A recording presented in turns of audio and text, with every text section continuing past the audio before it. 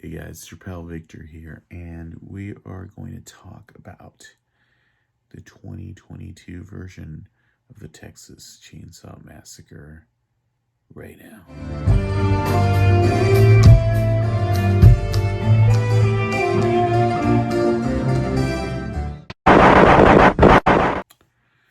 So it's always something when you watch a movie, especially when you watch a movie that's based on something iconic. It feels like it has the taste of something else. That's the feeling I thought when I watched Halloween Kills. It's a Michael Myers movie, and it feels more like a Jason movie. That's the vibe I got when I watched the Texas Chainsaw Massacre, which looks like a Texas Chainsaw Massacre movie, but it feels a lot more like Don't Breathe, and Don't Breathe 2. It's written by Fede Alvarez and Rodo Sayaguez, who did those movies. It's an attempt to reinvigorate this franchise, and there's very few franchises that really have as many reboots as the Texas Chainsaw Massacre. I think this will be the fourth attempt at a reboot, maybe the fifth. There was New Generation, there was 2003, there was Leatherface, the one that was on DirecTV. There was the one with Get Him For Me, Cuz, and with Alexandra Daddario. So that's at least 4 reboots. This is number 5. And I'm not going to belabor that point. Movies get remade all the time. IP is important. So here's what if you watch the trailer for this movie, it looks a lot like Halloween 2018. It really doesn't have that much of that vibe, although this movie is really more about the concept of survivor's guilt. And they really do a good job bringing that home with a new character they introduce named Lila, who's played by Elsie Fisher. So if you've seen 8th Grade, you know who she is. She was also in the second season of Castle Rock. She was Annie's daughter. So she's a really good actress. And we also bring that home with the character Sally Hardesty, who is played by Wolwyn Fiore.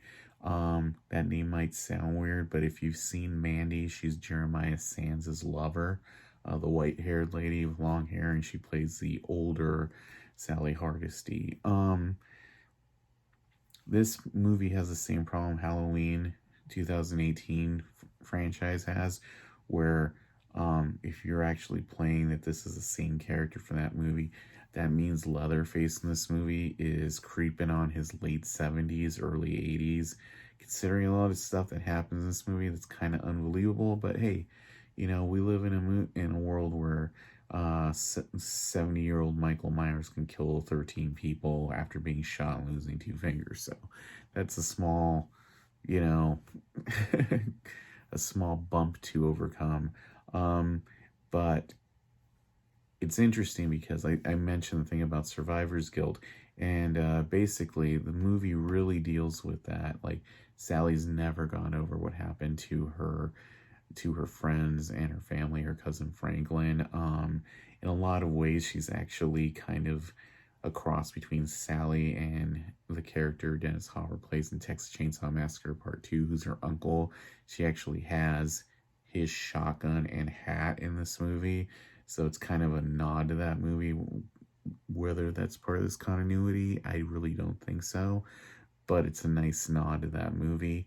And the character of Lila, who we find out early on, is really depressed and withdrawn because she survived a school shooting. I'm pretty sure some people are going to have stuff to say about that. I think it's kind of a timely thing, and it's like, don't bring Sandy Hook into my Leatherface. But, it works in the context of the story about her kind of overcoming the dark place that surviving that has left her in. And then you get to the crux of the main story, which is largely like this whole thing with Lyle's sister, who is Melody, who's played by Sarah Yargan, who you'll recognize her if you've seen her before. She's the girl scientist in Happy Death Day 2. She plays her sister, and she tries to get Lila to come out with her and her boyfriend, Dante, to the town that they bought on the internet.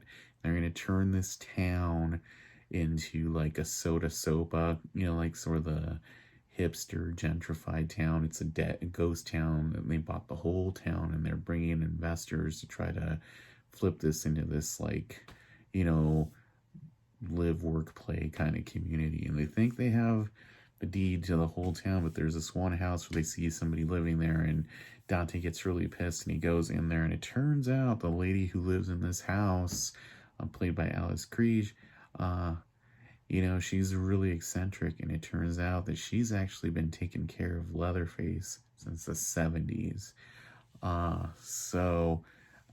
Needless to say, things do not go well in this encounter. It turns out they actually don't own this house, and Leatherface needs to get some revenge for this assault on his caretaker, and it just turns into kind of like this, return to form sort of thing.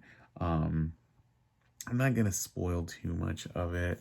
I feel like I've given you the crux of what's going to happen. Needless to say, this movie has a lot of set pieces of people hiding from Leatherface, and a lot of these really feel like they're right out of Don't Breathe. And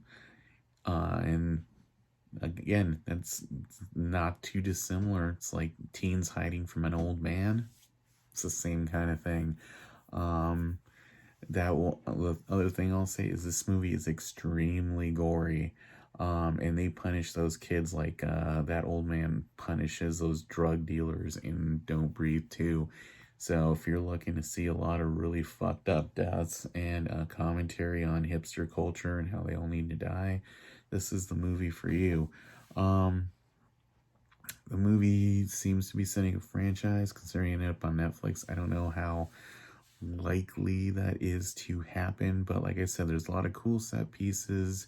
It does sort of lean into the Halloween reboot thing toward the end. They make some choices I don't agree with in terms of story, but I feel like they're there for a baton, and like, there's like a, mid-credits kind of or end scene kind of jump scare thing that I think is stupid. But for the most part, if you're looking for a gory, horror movie to watch that does pay some nods to the original Texas Chainsaw Massacre, there you go. Texas Chainsaw Massacre 2022, which debuts on Netflix this Friday. Check it out.